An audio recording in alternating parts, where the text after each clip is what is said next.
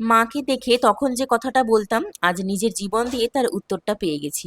High, আমি অনিতা, আমার নতুন পেজের আরো একটি ভিডিও তোমাদের জন্য। সকালে তাড়াতাড়ি ঘুম থেকে উঠে ব্রাশ করে স্নান সেরে পুজো সেরে নিয়েছিলাম, তারপরে চলে গেছিলাম রান্নাঘরে। আগে ভাবতাম মা ভোর 5টায় উঠে কি করে। আমি তো মাকে বলতাম, মা তুমি কি পাগল, এত সকালে ওঠার কি আছে, ঘর মোছা, বাসন মোছা, ঘর গোছানো, এই কাজগুলো তো একটু পরেও করা যাবে। তখন সত্যিই বুঝতাম না, মনে হতো মা অযথাই এত সকালে উঠে পড়ে। আমি মনে মনে ঠিক করে রেখেছিলাম, আমার সংসার হলে আমি কোনোদিনও এত সকালে উঠবো না। কিন্তু আজ নিজের সংসার হয়েছে, বড় বাচ্চা হয়েছে, সংসারের কাজকর্ম বুঝতে শিখেছি। আর এখন মনে হয় মা আসলে অযথা ভোরে উঠতো না।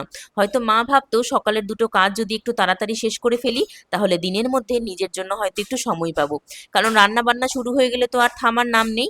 সকাল গড়িয়ে দুপুর, দুপুর গড়িয়ে সন্ধ্যা, আর নিজের জন্য সময় সেটা যে কোথায় যেন হারিয়ে যায়।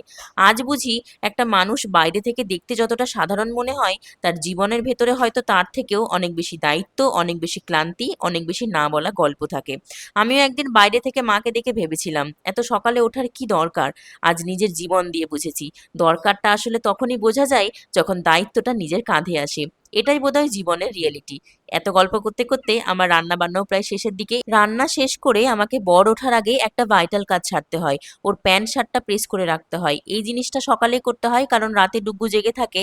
আর ওর সামনে এগুলো ইলেকট্রনিক জিনিস আমি ভয়ে বের করি না। ও যা দুষ্টু, আমার প্রচুর ভয় লাগে। তাই যেহেতু ওই এই সময়টা ঘুমায়, আমি চটজলদি করে সেরে ফেলি।